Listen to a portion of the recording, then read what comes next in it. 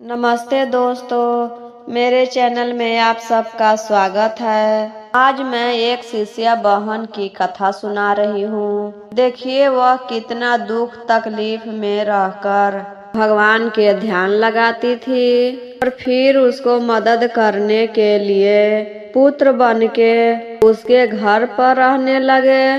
देखिए दीदी, कथा बहुत ही सुंदर है। शुरू से अंत तक जरूर देखिएगा। अच्छा लगेगा तो लाइक करिएगा, शेयर करिएगा और चैनल पर पहली बार देख रहे हैं तो चैनल को सब्सक्राइब करिएगा। तो चलिए शिव चर्चा की सुंदर कथा सुनाती हूँ। एक शिष्या बहन थी। वह शिव गुरु को बहुत मानती थी और वह बहुत छोटा थी तभी से शिव चर्चा में जुड़ गई थी और बहुत ध्यान से पूजा करती थी। पूजा करते समय कभी भी अपने मन को इधर उधर नहीं भटकने देती थी। वह भगवान में इतना लीन हो जाती थी कि उसको इधर उधर के कुछ दिखाई नहीं देता था और ना ही सुनाई देता था। लेकिन इतना अच्छे भक्त होने के कारण भी उसको बाल बच्चा नहीं था। सास ससुर सब ताना देते थे। ननद गोतनी भी बोलती थी, पता नहीं क्या करती है, मन ही मन बोलते रहती है। गांव घर के लोग भी उसको बांझिन कह के पुकारने लगे। फिर भी वह किसी बात के ध्यान नहीं देती थी गुरु बहना, और ना ही कभी शिव गुरु से शिकायत की कि हम इतना पूजा पाठ करते हैं और आप मेरा गोद नहीं भर रहे हैं। कभी भी नहीं कहती थी। सास ननद पूछते थे कि क्या बोलते रहती हो अपने में, लेकिन वह कुछ नहीं बताती थी। बस इतना कहती थी कि आप शिव गुरु के शिष्य बन जाइए, तब आपको समझ में आएगा कि हम क्या बोलते हैं मन ही मन। ऐसे ही करते करते बहुत साल बीत गया गुरु बहना। सभी लोग उसको बांझिन बांझिन कह के पुकारने लगे।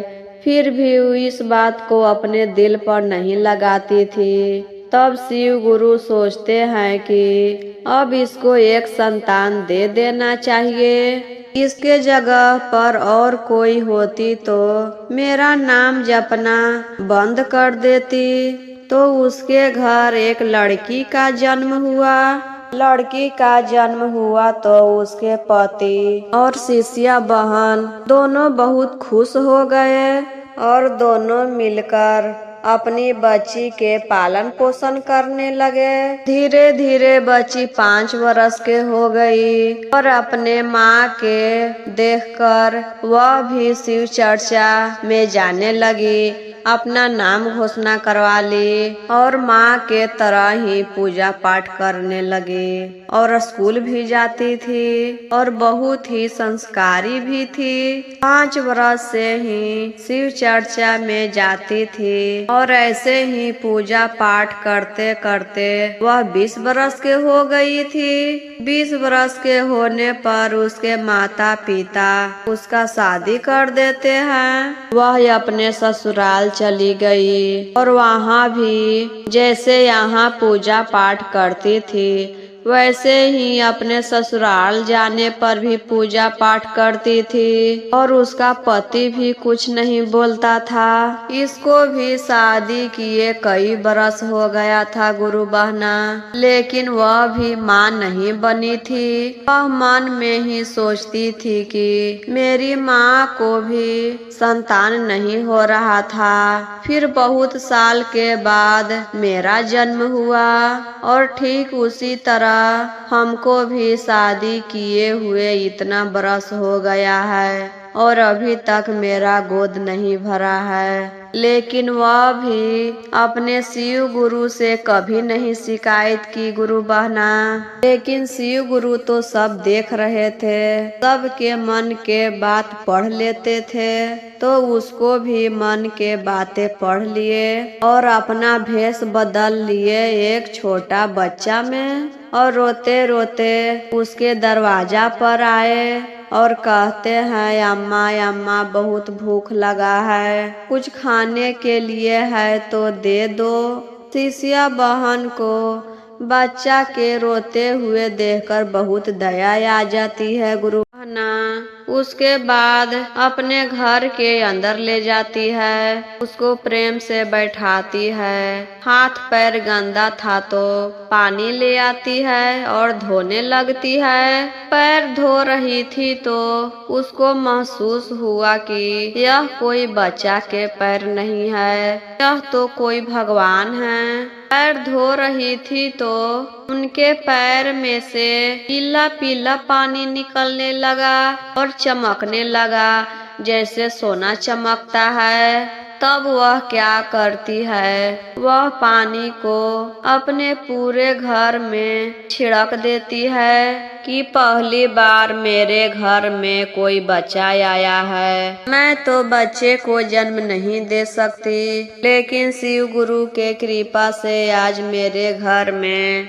एक बच्चा है। खाना खाने के बाद बच्चा जाने लगता है। तब वह कहती है बेटा तुम कहाँ जाओगे, तुम्हारा घर कहाँ है, तुम्हारा नाम क्या है।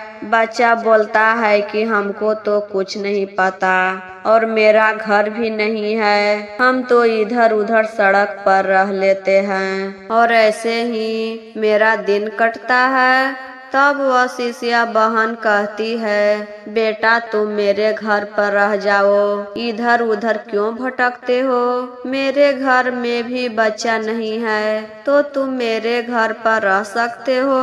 तो वह बच्चा वहीं पर रहने लगा। वह बच्चा को बेटा बेटा कहकर पुकारती थी और बच्चा उसे माँ कहता था। जिस दिन से वह बच्चा आया था उसी दिन से उसके घर में धन दौलत बढ़ने लगा, उसके पति के काम काज अच्छा से चलने लगा। वह धीरे धीरे अमीर हो गई क्योंकि शिव गुरु बच्चे के रूप में उसके घर आए थे मदद करने। इसी चलते गुरु बहना हमें महादेव पर भरोसा करना चाहिए, उनका नाम जपना नहीं छोड़ना चाहिए। ऐसे नहीं कि दुख में है तो खूब शिव गुरु के नाम लेते हैं और सुख में है तो उनका नाम भूल जाते हैं। हमें सुख और दुख दोनों में ही शिव गुरु के नाम लेना चाहिए। शिव गुरु किसी ना किसी रूप में हमें मदद करने जरूर आते हैं। तो एक बार प्रेम से बोलिए हर हर महादेव।